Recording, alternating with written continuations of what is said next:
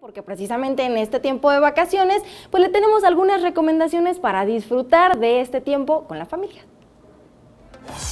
Mañana domingo, el Museo Móvil Interactivo Vive la Ciencia visita el Museo Centro Cultural de España con un planetario móvil, talleres y cápsulas tecnológicas. La entrada es libre.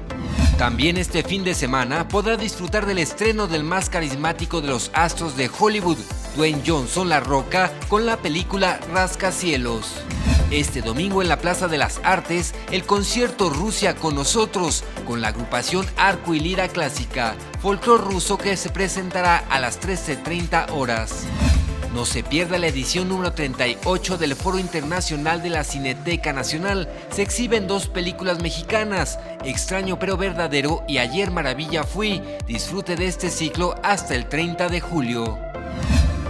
En la exposición Trompos, Muñecas y Papalotes que aloja el Museo de las Culturas Populares en Coyoacán, podrá conocer las obras de grandes artistas como Rufino Tamayo, José Guadalupe Posada, Francisco Toledo, entre otros. Y la gran final llegó, a disfrutar y sacar toda la pasión futbolera en la final entre la escuadra francesa y el equipo croata en el Zócalo, mañana a las 10 horas.